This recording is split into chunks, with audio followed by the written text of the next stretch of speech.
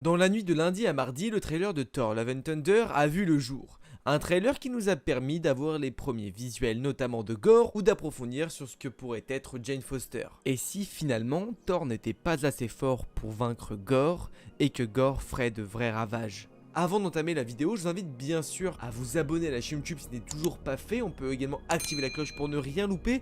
Et si jamais la théorie, elle vous plaît à la fin, n'hésitez pas à mettre le petit pouce bleu qui fait extrêmement plaisir, à me dire en commentaire votre avis sur ma théorie. Et si jamais vous avez des théories, vous pouvez aussi me les mettre en commentaire. Au tout début du trailer, nous avons de très belles images, certes, mais ici le plus important c'est l'audio. Petite remise en contexte. Au début du trailer, nous découvrons le personnage incarné par Taika Waititi, Korg, raconter une histoire à des enfants près du feu. L'histoire qu'il raconte, c'est finalement l'histoire de Thor Odinson, des enfants qui sont éblouis par les paroles de Korg.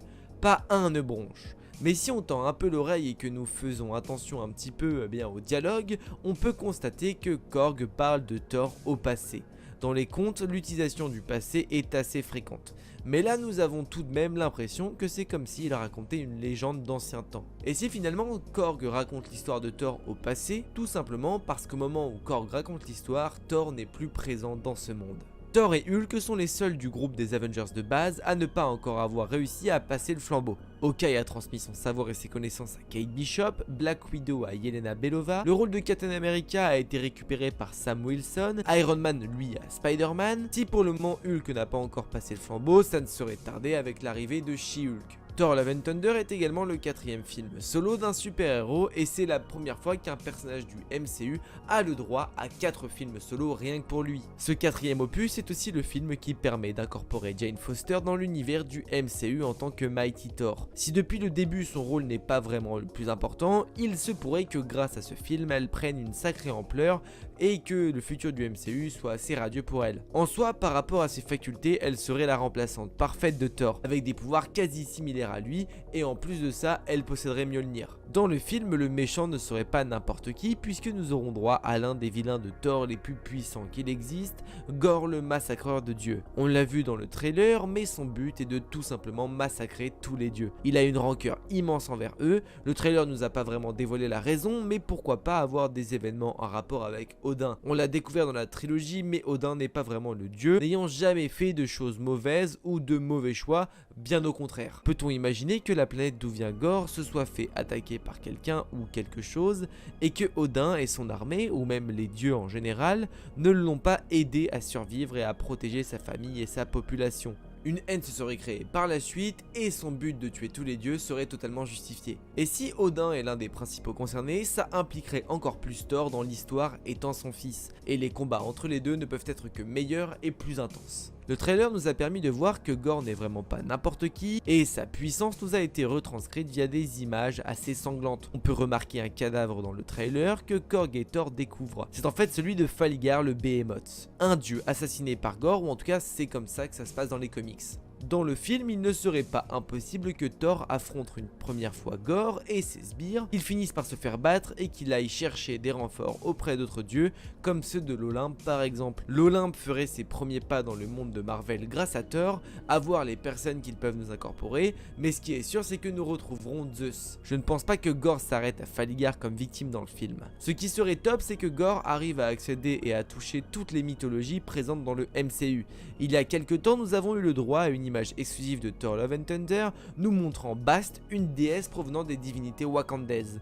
On peut penser que cette image serait un extrait du film lors d'un rassemblement des dieux avec toutes les mythologies. Une sorte de réunion critique en fait. On pourrait avoir dans cette assemblée des dieux comme Tauret et Khonshu qui représenteraient la mythologie égyptienne, Jane, Valkyrie ou encore Thor qui représenterait la mythologie nordique, Bast qui représenterait justement la mythologie wakandaise, Zeus et d'autres dieux qui eux représenteraient pour le coup la mythologie grecque. Il serait important selon moi que Gore arrive à atteindre chacune des mythologies pour justement montrer l'impact de ce qu'est Gore et de ce qu'il est capable de faire. Montrer l'étendue de son pouvoir en détruisant pas mal de dieux venant de toutes mythologies différentes. Puis ça pourrait aussi rajouter de la liaison avec d'autres futurs programmes du MCU comme par exemple Black Panther Wakanda Forever, qui arrive en plus juste après ce film là. Gore est vendu comme étant le boucher des dieux. Serait étonnant et pas top de voir que celui étant évoqué comme la plus grosse menace pour les dieux meurt après avoir eu comme seule victime Faligar. Perso déjà je pense que Zeus va y passer. Ça m'étonnerait qu'il reste très longtemps étant donné les similitudes entre lui et Thor. Les deux étant les équivalents de l'un et de l'autre dans leur mythologie respective. Zeus est celui qui gouverne sur l'Olympe, mais sa mort pourrait ouvrir à des développements et des arrivées de persos comme Hercule par exemple, qui à l'origine a un gros rôle à jouer, que ce soit auprès des Avengers, de l'Olympe ou encore des Asgardiens. Zeus serait, je pense, une victime de Gore dans le film,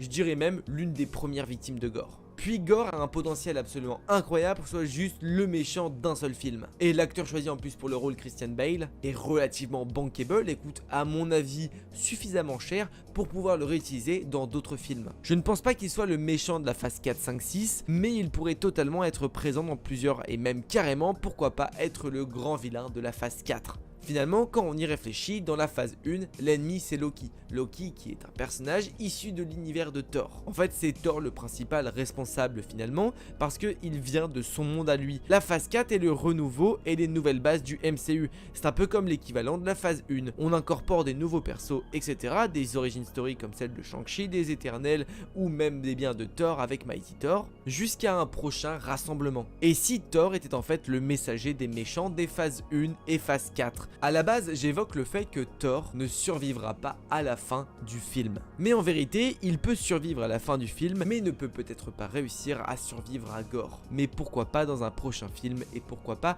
le prochain film tant attendu, Avengers 5. On pourrait avoir à la fin de Thor Love and Thunder un combat épique opposant Gore, Jane, Korg, Valkyrie et Thor, avec pourquoi pas d'autres personnes qui ne nous ont pas encore été montrées. Un combat qui serait énorme et qui laisserait de gros dégâts avec une fin du style Avengers Infinity War, un Thanos qui remporte le combat, mais en étant extrêmement blessé. Et bien là ce serait pareil pour Gore. Il finirait par battre en retraite tout en détruisant une planète ou des dieux au passage, une sorte de petite victoire avec une suite dans un prochain film. Thor survivrait mais peut-être pas tous ses amis. Korg pourrait y laisser sa peau avant Thor. Et l'histoire qu'il racontait justement au début du trailer, ce ne serait pas lorsque Thor est mort, mais juste une histoire racontée pour faire patienter les enfants et les protéger. Car on peut le voir, mais ce sont des personnes bleues, les mêmes que lors d'un affrontement déjà montré dans le teaser avec les gardiens de la galaxie. Les autres se battent et Korg protège les enfants. Thor finirait par succomber dans la suite et via un autre affrontement avec Gore. Ce serait une très belle histoire et une nouvelle façon de passer à autre chose, incluant une nouvelle Thor et en faisant partir un autre. Tout ça avec un côté progressif qui permettrait justement de retrouver Gore dans un nouveau projet. Ce serait selon moi l'idée parfaite. Au final, Thor ne serait pas mort dans Thor Love and Thunder, mais il serait mort dans la suite de Thor Love and Thunder avec justement l'incorporation de Gore qui pourrait arriver dans un prochain projet. Ou alors, autre alternative, ce serait que Gore meurt bel et bien dans ce premier film et que Thor prenne sa retraite de dieu du tonnerre entre guillemets, que Jane prenne sa place, mais en vrai ça me paraît assez rapide et beaucoup trop précipité. Alors c'est pas vraiment la théorie pour laquelle j'opterai, alors que la théorie la première, eh bien c'est plus celle que j'opterai. Mais alors vous, que pensez-vous de revoir Gore dans un prochain projet du MCU après Love and Thunder? Voir Gore détruire des dieux, voir Gore pourquoi pas détruire Thor dans le prochain Avengers. Finalement avoir un méchant qui soit à la hauteur de ce que l'on attend. Si vous êtes plus ou moins d'accord ou absolument pas d'ailleurs avec ma théorie, eh bien n'hésitez pas à le mettre en commentaire, mettez-moi aussi en commentaire vos théories par rapport à Gore, à Thor et tout ce qui s'ensuit. Bien sûr si jamais la vidéo vous a plu, vous pouvez également mettre un petit pouce bleu qui fait extrêmement plaisir. Si jamais vous n'êtes pas encore abonné à la chaîne YouTube, eh bien abonnez-vous et activez la cloche pour ne rien louper.